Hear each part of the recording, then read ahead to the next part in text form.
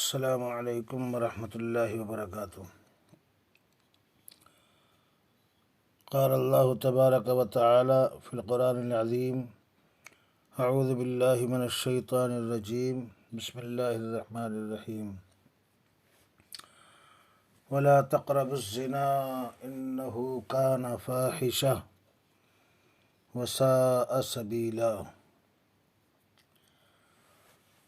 حضرات گرامی، قرآن کریم کے 15ویں پارے کی یہ آیت کریمہ ہے جس میں باری تعالیٰ ارشاد فرماتا ہے کہ زنا کے قریب نہ پھٹکو، زنا کے قریب بھی نہ جاؤ، انہ کان فاحشہ، یہ بے حیائی ہے، وساء سبیلا، اور یہ بہت ہی برا راستہ ہے، یا یوں کہو کہ یہ فاحشوں کا راستہ ہے، گندگی کا راستہ ہے۔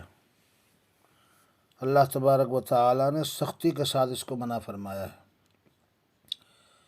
ایک مشہور واقعہ میں آپ کو سناتا ہوں۔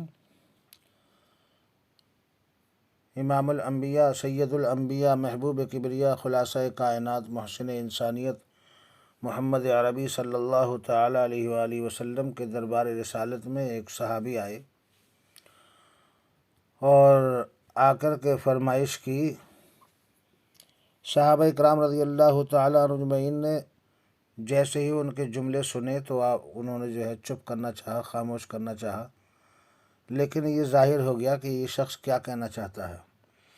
بہرحال رسالت مآب فخر دو عالم صلی اللہ تعالیٰ علیہ وآلہ وسلم نے ان کو اپنے پاس بلایا اور بلانے کے بعد میں ارشاد فرمایا کہ کیا آپ یہ چاہتے ہیں کہ آپ کی ماں کے ساتھ کوئی زنا کرے؟ تو صحابی رسول صلی اللہ علیہ وسلم نے کہا کہ نہیں، میں تو نہیں چاہتا اللہ کے نبی علیہ السلام۔ پھر فرمایا آپ نے کہ کیا تو یہ چاہتا ہے کہ تیری بہن کے ساتھ کوئی زنا کرے؟ تو پھر بھی اسی طرح سے تاکیداً جواب دیا کہ نہیں یا رسول اللہ، میں اس بات کو نہیں چاہتا، میں اس بات کو پسند نہیں کرتا۔ پھر رحمت دو عالم صلی اللہ علیہ وسلم نے ارشاد فرمایا کہ کیا تو چاہتا ہے کہ تیری بیٹی کے ساتھ کوئی زنا کرے؟ تو صحابی رسول نے پھر تاکید کے ساتھ میں ارشاد فرمایا کہ نہیں، میں اس چیز کو پسند نہیں کرتا۔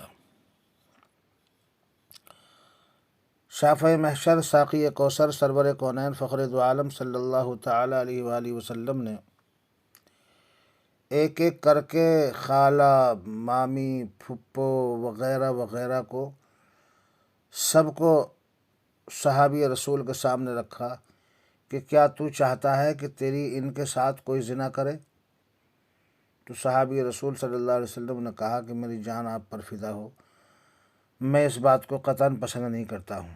تو اللہ کے محبوب رسول کرم صلی اللہ تعالی علیہ وآلہ وسلم نے ارشاد فرمایا کہ کوئی بھی اس طرح سے اپنی بیٹی، اپنی بیوی، اپنی ماں، اپنی بہن، اپنی خالہ، اپنی پھپھو، الغرض کوئی بھی رشتے کے تعلق سے ہو، کوئی بھی اس بات کو نہیں چاہتا ہے کہ کوئی ہمارے بہن بیٹی کے ساتھ زنا کرے، کوئی غلط کام کرے۔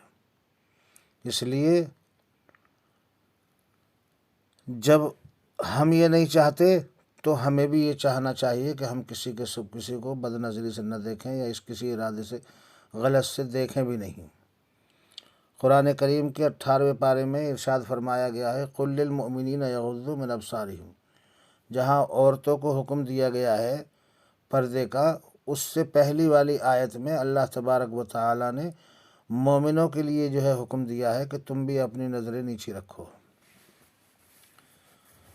آج کے ماحول میں ہم سمجھتے ہیں کہ عورتوں پہ پردہ فرض ہے، ان کو چھپنا چاہیے، ان کو پردہ کرنا چاہیے۔ ٹھیک ہے، بات ان کے لیے تاکیدی اعتبار سے بہت زیادہ ان کے لیے تاکید ہے، اور اس سے معاشرے کے اندر برائیاں پیدا ہوتی ہیں۔ پردے کا ایک ماحول ہونا چاہیے، بالکل پردہ فرض عین ہے۔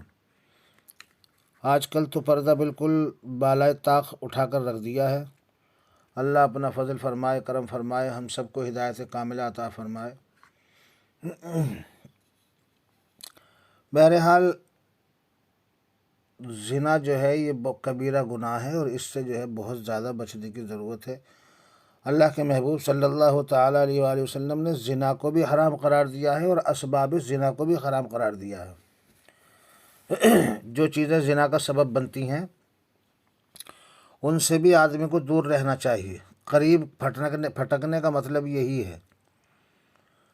حضرت ابو ہریرہ رضی اللہ تعالیٰ عنہ سے روایت ہے کہ ارشاد فرمایا مدنی کریم صلی اللہ تعالیٰ علیہ وآلہ وسلم نے کہ 3 شخص ایسے ہیں جن سے اللہ تبارک و تعالیٰ قیامت کے دن کلام نہ فرمائے گا اور نہ ان کو پاک کرے گا اور نہ ان کی طرف نظر رحمت سے دیکھے گا اور ان کو دردناک عذاب ہوگا۔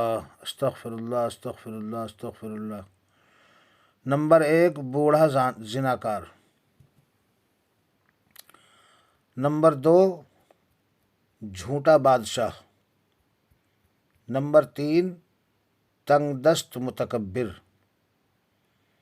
زنا، جھوٹ اور تکبر تینوں گناہ کبیرہ ہیں، لیکن خصوصیت کے ساتھ مذکورہ بالا حدیث میں 3 شخصوں کا ذکر اس لیے فرمایا ہے کہ بوڑھے آدمی کو زنا کرنے کا کوئی خاص داعیہ نہیں ہے، اس کا گناہ زیادہ سخت ہے۔ اسی طرح بادشاہ یا کوئی بھی صاحب اقتدار، صاحب ثروت جسے اختیارات حاصل ہیں، اسے جھوٹ بولنے کی کوئی ضرورت نہیں ہے۔ اسی طرح جس کے پاس کچھ بھی نہیں، بالکل فقیر محض ہے، تکبر کا کوئی سامان نہیں ہے، پھر بھی تکبر کرتا ہے۔ یوں تو مالداروں کو بھی تکبر کرنا گناہ کبیرہ ہے، لیکن تنگ دست کا متکبر ہونا یہ بہت ہی زیادہ برا اور بہت زیادہ سخت ہے، جیسا کہ اللہ کے نبی علیہ الصلاۃ والسلام نے وضاحت کے ساتھ میں خوب ارشاد فرمایا ہے۔ دوستو بزرگوں، حضرت ابن عباس رضی اللہ تعالیٰ عنہما سے روایت ہے کہ آقا نامدار سرور دو عالم صلی اللہ تعالیٰ علیہ وآلہ وسلم نے ارشاد فرمایا کہ جب کسی آبادی میں زنا اور سود خوری کا رواج ہو جائے تو ان لوگوں نے اپنی جانوں پر اللہ کا عذاب نازل کر لیا ہے۔ جب کسی آبادی میں زنا اور سود خوری کا رواج ہو جائے تو ان لوگوں نے اپنی جانوں پر اللہ کا عذاب نازل کر لیا ہے۔ رئیس المحدثین حضرت ابو ہریرہ رضی اللہ تعالیٰ عنہ سے روایت ہے کہ آقا نامدار سرور دو عالم صلی اللہ تعالیٰ علیہ وآلہ وسلم نے ارشاد فرمایا کہ جس نے زنا کیا اور شراب پی، اللہ تبارک و تعالی اس سے اس کے ایمان کو اس طرح نکال دے گا جیسا کہ انسان اپنے سر سے کرتے کو نکال دیتا ہے۔ پھر غور سے ملاحظہ فرما لیں، رسول اکرم صلی اللہ تعالیٰ علیہ وآلہ وسلم نے ارشاد فرمایا کہ جس نے زنا کیا اور شراب پی، اللہ تبارک و تعالی اس سے ایمان کو اس طرح نکال دے گا جیسا کہ انسان اپنے سر سے کرتے کو نکال دیتا ہے۔ رسول پاک علیہ الصلاۃ والسلام کا ارشاد ہے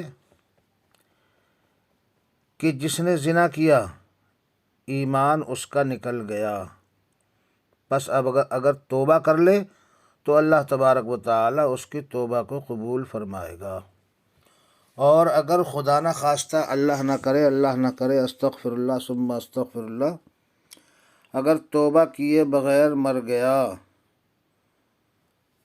تو ایمان اس کا سلب ہو گیا تھا، اور جو دنیا سے رخصت ہوتے وقت ایمان کو چھوڑ گیا، بغیر ایمان کے بغیر توبہ کیے ہوئے مر گیا،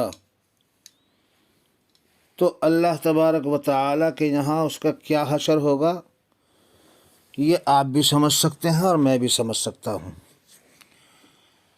کیونکہ اخروی زندگی کا دار و مدار سارا کا سارا ایمان کے اوپر موقوف ہے۔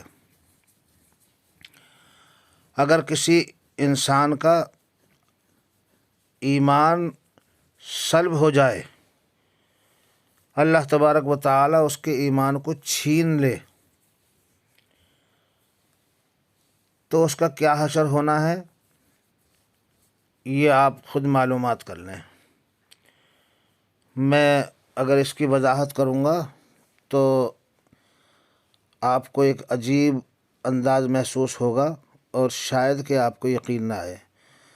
بہرحال گناہ کبیرہ جتنے بھی ہیں ان سے بچنا ہمیں لازم ہے، اور گناہ کبیرہ جو ہوتے ہیں شراب پینا، زنا کرنا، قتل کرنا، ڈکیتی کرنا، خودکشی کرنا، جھوٹی قسمیں کھانا، یہ بہت ساری چیزیں ہیں اس طرح کی، تو ان سے جو ہے بچنا نہایت ضروری ہے۔ اور غلطی اگر ہو گئی ہے، ہم سے گناہ ہو گیا ہے، تو اللہ تبارک و تعالیٰ کے سامنے ہم معافی مانگیں اور اللہ تبارک و تعالیٰ سے اسے معاف کرا لیں، ورنہ تو خدا نہ خواستہ اللہ نہ کرے اگر بغیر ایمان کے دنیا سے چلے گئے تو اس سے بڑے خسارے کی کوئی چیز نہیں ہوگی۔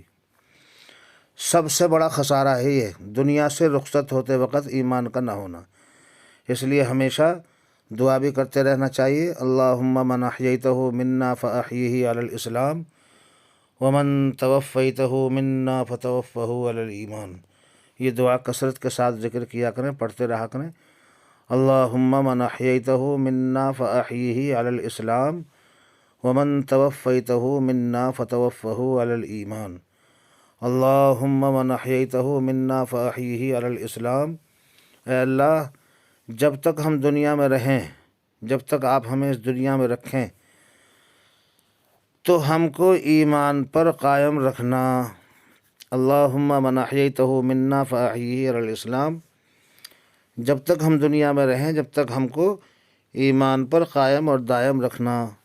ومن توفیتہ منا فتوفہ علی الایمان، اور جب ہم دنیا سے رخصت ہوں تو اللہ تبارک و تعالی ایمان پر خاتمہ ہو، ایمان کے ساتھ